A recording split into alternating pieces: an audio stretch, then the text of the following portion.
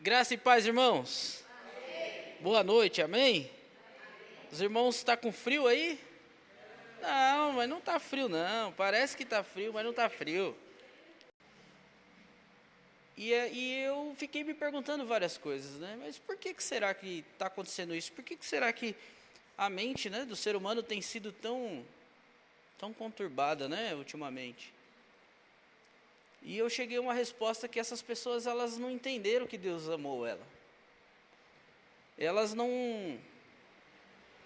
é que elas não entenderam, elas não querem nem saber quem Deus é, né? E aí eu discorri essa mensagem que eu quero passar aos irmãos, né? João 3,16 vai dizer assim, ó: porque Deus tanto amou o mundo, que deu o seu Filho unigênito, para todo aquele que nele crê não pereça, mas tenha vida eterna. E quando a gente olha para a atualidade hoje, a gente vê tanta gente perecendo, tanta gente seguindo um caminho de escuridão, né? Tantas mentes sendo laçadas pelo inimigo, a ponto das pessoas ter sido cada vez mais comum as pessoas estar tirando sua própria vida. E o segredo é buscar a Deus. E o título da mensagem é: Ele nos amou. A mensagem central do Evangelho é a revelação do amor incondicional de Deus. Em João 3,16 ele deixa isso bem claro. Porque Deus tanto amou o mundo que deu o seu Filho unigênito. Um amor incondicional pela humanidade, em sua essência. Em sua essência, o Evangelho proclama que, apesar de nossa condição, Deus tomou a iniciativa de nos alcançar. O ser humano, Deus criou tudo, colocou o ser humano para poder estar no jardim. O ser humano, ele tinha tudo de bom e tinha só duas orientações de coisas que Deus falou para ele: não faça isso. Olha, você pode de tudo aqui, né? E o ser humano, ele sempre escolheu o errado, o pecado. Mas Deus, ele, em todo o tempo, Deus olha e tem uma iniciativa de salvação para o povo.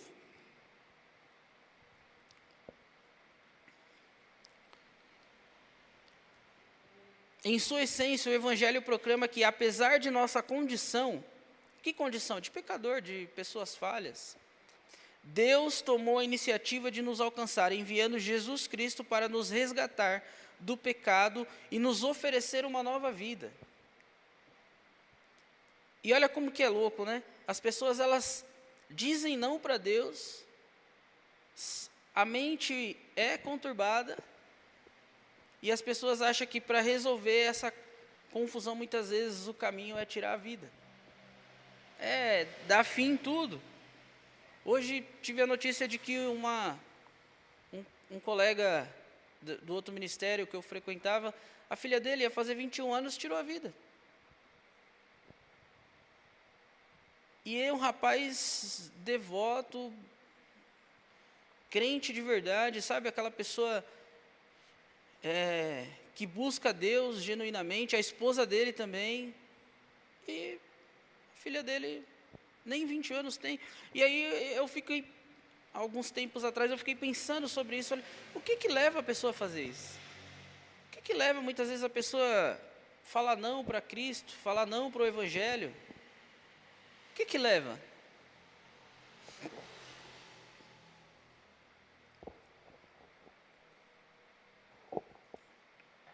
O que leva a pessoa a fazer isso, muitas vezes, ficará sem resposta. Mas uma coisa é fato, essa pessoa não entendeu que Deus nos amou. Porque se ela entendesse, ela saberia quem Deus é. Esta salvação não é conquistada por méritos humanos, mas é um presente da graça divina, acessível a todos que pela fé aceitam Jesus como Senhor e Salvador. E esse tem sido um grande problema aí. As pessoas não querem aceitar Jesus. Quando você vai falar de Jesus, as pessoas te taxam como chatão, careta. Elas não querem. Ele é o Filho de Deus, morreu e ressuscitou. estabelecendo a ponte para a nossa reconciliação com o Pai e a restauração de um relacionamento que havia quebrado. E eu coloquei um ponto 1, coração de Deus. No cerne da fé cristã está a compreensão de que Deus é amor. E aí abra lá em 1 João capítulo 4, 8. 1 João capítulo 4, verso 8. E diz assim, ó: quem não ama não conhece a Deus, porque Deus é amor. Ele não apenas ama, mas é a própria definição do amor. Em João 3,16 diz que ele tanto amou o mundo que deu o seu filho. Que definição de amor é essa?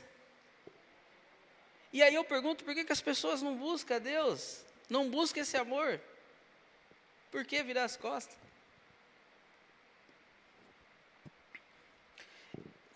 Desde a criação, o desejo de Deus sempre foi ter um relacionamento íntimo e pessoal com cada ser humano. Deus, desde o começo, a gente vê lá, no princípio, Deus cria tudo, cria o homem, e no final do dia, Deus ia ter um relacionamento com o homem. Ele ia falar com eles lá, tá junto. Deus nos formou com um propósito divino, para desfrutarmos de sua presença e vivermos em comunhão com Ele. E aí vem a passagem que eu comecei, João 3,16. A passagem de João 3,16 resume essa verdade de forma poderosa, porque Deus amou o mundo de tal maneira que deu seu Filho unigênito, para que todo aquele que nele crê não pereça. As pessoas hoje têm perecido porque não têm crido em Deus. As pessoas desde o começo eram assim. Não crer que Deus pode fazer, não crer que Deus é o suficiente para nós. E por isso perece. Para que todo aquele que nele crê não pereça, mas tenha a vida eterna. Este versículo não apenas fala do amor de Deus, mas também de sua ação em nosso favor. É Deus por nós, revelando um plano redentor que antecede nossa própria existência. E aí me levou a um ponto 2. A realidade humana, que aí é o pecado, né, a separação. Apesar do amor e do propósito de Deus, a humanidade se desviou. E a gente vê lá desde o começo. A humanidade sempre escolhe o que é fácil, o que é prazeroso, o que é gostoso, o que é vistoso aos olhos. Isso daí é um erro, um pecado de todo ser humano. Sempre a grama do vizinho é mais verde. E nós temos que lutar contra isso. E é por isso que talvez, ou por isso que as pessoas muitas vezes não querem aceitar quem Cristo é. Não quer aceitar que Ele salva, que Ele cura. Não querem ouvir sobre essa verdade. Porque o caminho não vai ser fácil. Mas Ele estará conosco. E as pessoas, elas querem o que é fácil, o que é prazeroso. E o que é prazeroso? É a farra. É a bagunça, é o desleixo, é o descompromisso. As pessoas não querem compromisso hoje. A Bíblia nos ensina que o pecado é a transgressão da lei de Deus e a falha em viver de acordo com a vontade da pessoa. O pecado não é apenas um conjunto de atos errados, mas uma condição que nos afasta de Deus, gerando uma profunda separação espiritual. Como afirma Isaías 59:2, abre aí Isaías 59:2.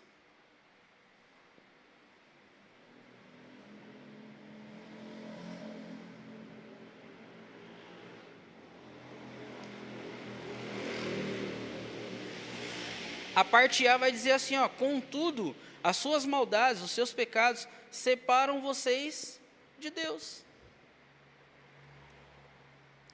Mas as vossas, aí eu coloquei aqui, né? Mas as vossas iniquidades, em outra versão, fazem separação entre vós e o vosso Deus. Essa separação resulta em culpa, em vazio espiritual, existencial, e uma incapacidade de alcançar a plenitude que Deus planejou para nós. Veja bem, o título é Deus nos amou, Deus nos ama. Deus vai amar eternamente. Deus, Ele quer que o ser humano tenha a convicção e a certeza disso. Mas as pessoas, elas negligenciam Deus. Elas não querem saber quem Deus é. E aí vivem num vazio, sem amor. E aí o que elas fazem como contrapartida? Tentam ir em busca do amor. E aí cada vez se afunda mais, porque não tem Deus. O vazio continua, o vazio aumenta. E as pessoas cada vez se afundam mais nos seus pecados. Essa separação resulta em culpa, vazio existencial e uma incapacidade de alcançar a plenitude que Deus planejou para nós. Todos pecaram e estão destituídos da glória de Deus. Romanos 3, 23. Romanos 3, 23. Vai dizer, pois todos pecaram e estão destituídos da glória de Deus. Mas Deus estendeu a mão para nós. Mesmo nós sendo pecadores, falhos, Deus falou, vou dar um jeito para vocês. Eu tenho um caminho de salvação para a sua vida. Você não merece não, porque vocês sempre têm um jeito de me trocar. Mas, ainda assim, o meu amor é maior que tudo isso. E em Romanos 6, 23 vai dizer que a consequência final do pecado é a morte. E eu comecei dizendo para vocês que o que me pegou a começar a notar sobre essa mensagem foi o tanto de pessoas que têm sido hoje atormentadas na mente. Pessoas que não querem saber de Deus. E aí, muitas vezes elas entendem que a melhor opção é tirar a própria vida. E o texto de Romanos 6, 23 já diz, olha, o que ele quer dizer é, se você não entender quem Deus é, você vai morrer. Seja morte física, seja morte espiritual, você vai perecer. Simplesmente porque muitas vezes não entendemos que Deus nos ama. E aí eu levou um ponto 3, a solução divina. Qual que é a solução divina? Jesus Cristo, Salvador. Diante da realidade do pecado e da incapacidade humana de se reconciliar com Deus por seus próprios meios, a graça divina se manifesta em Cristo.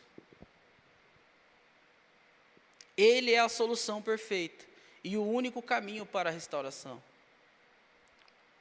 Jesus não é apenas um profeta ou um bom mestre. Ele é o verbo que se fez carne. Está lá em João 1,14. O próprio Deus que habitou entre nós. Sua vida sem pecado, sua morte sacrificial na cruz e sua gloriosa ressurreição são os pilares da nossa salvação. Mas isso é entendimento. Tem que querer entender quem Deus é. Tem que querer entender o que Ele quer de nós. Tem que querer entender que Deus é amor.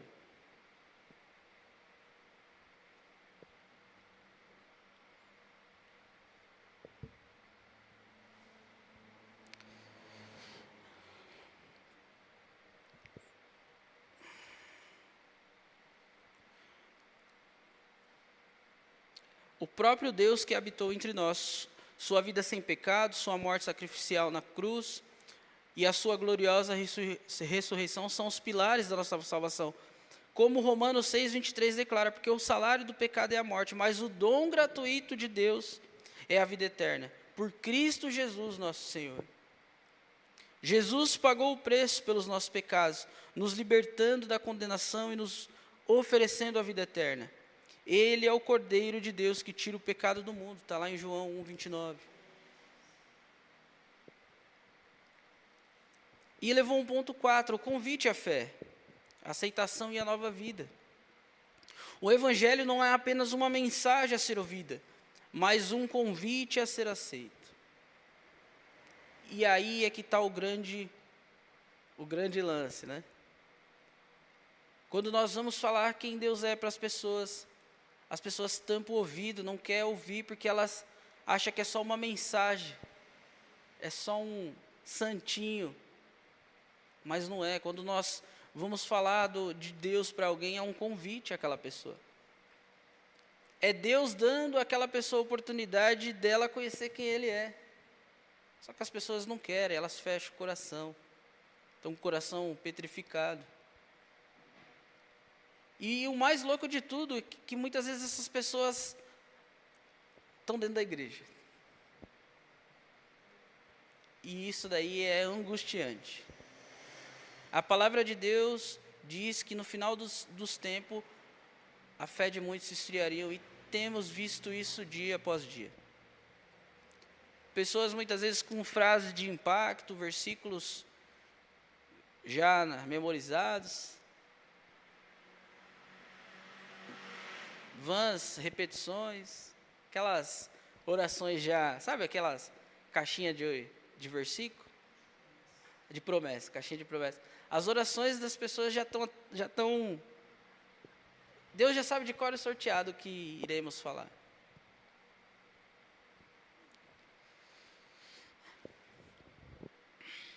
A resposta humana a essa oferta divina tem que ser a fé. Quando Deus ele dá a oportunidade de nós ouvirmos sobre Ele, a nossa resposta tem que ser a fé nele.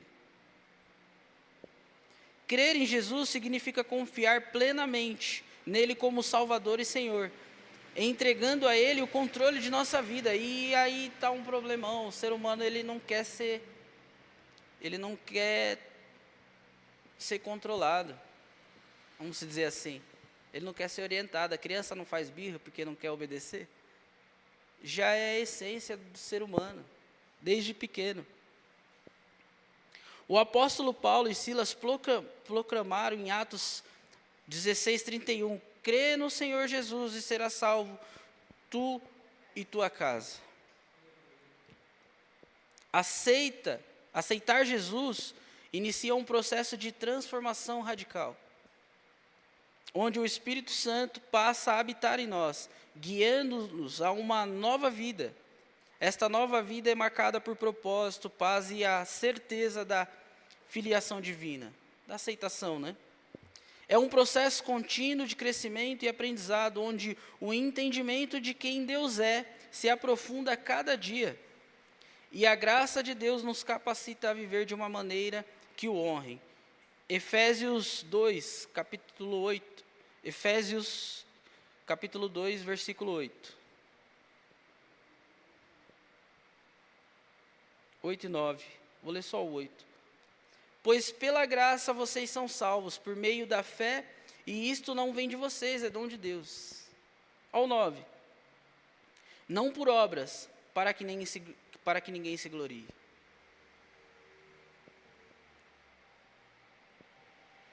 E as pessoas muitas vezes até quer conhecer Deus, quer saber quem Deus é, mas aí quando ele chega à conclusão que tem que cair de cabeça, tem que mergulhar, aí eles falam, é difícil.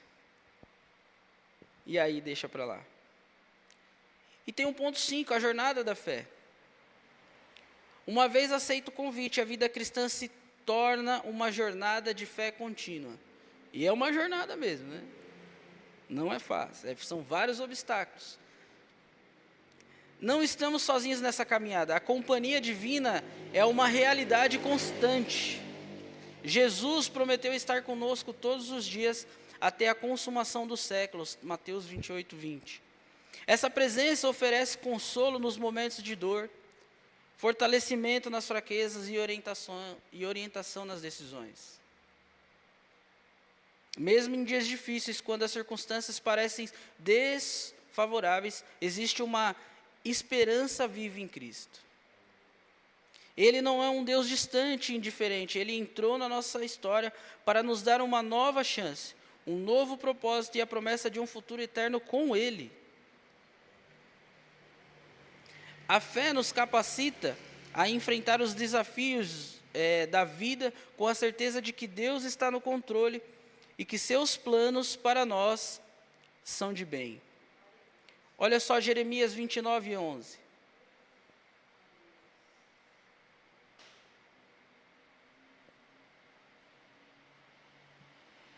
Jeremias 29, 11.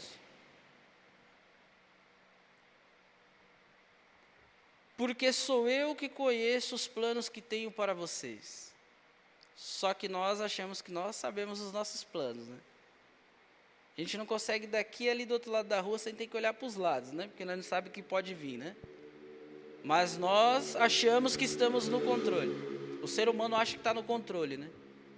Se tiver no controle para o ser humano, está tudo beleza. O problema é quando não está no controle. Porque sou eu que conheço os planos que tenho para vocês, declara o Senhor. Planos de fazê-lo prosperar, não de causar dano. Planos de fazê-lo prosperar, não causar dano. Planos de dar a vocês esperança em um futuro. E aí é que está, né? As pessoas não dão as costas para Deus. Eis que estou à porta e bato, se abrir, entrarei e farei morada, cearei contigo. Né? Só que as pessoas, eis que estou à porta e bato, aí as pessoas não abrem a porta. Não deixa Deus entrar. E aí as pessoas caminham perdidas, procurando preencher um vazio que só Deus pode preencher.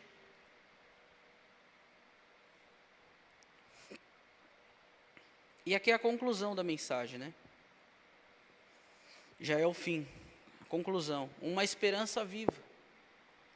A mensagem do Evangelho é, portanto, uma mensagem de esperança inabalável. É a boa notícia de que o amor de Deus é maior do que nosso pecado. Que a graça de Jesus é suficiente para a nossa salvação. E que o Espírito Santo nos capacita a viver uma vida plena e com propósito. Ao abraçarmos essa verdade, somos convidados a uma existência transformada, onde a presença de Deus é nossa maior alegria e a promessa da vida eterna é nossa maior certeza. Que essa mensagem ressoe em nossos corações. Que os irmãos saiam daqui hoje com a certeza de que Deus nos amou lá atrás, Deus nos ama hoje, Deus nos amará eternamente. Amém? Curve a cabeça, feche os olhos, convido o pastor Rai. Senhor Deus e Pai, entra o Senhor em Tua presença para agradecer, Senhor Deus, por essa mensagem que mostra que o Senhor nos ama, está conosco e que nós devemos confiar em Ti. Que nós possamos sair daqui hoje, Senhor Deus, com a certeza de que quem anda ao nosso lado é o Senhor e que com o Senhor as coisas são certas de dar certo para nós. Ô Pai, é isso que eu peço a Ti nessa noite de quarta-feira. Em nome do Pai, do Filho e do Espírito Santo de Deus, assim seja e amém.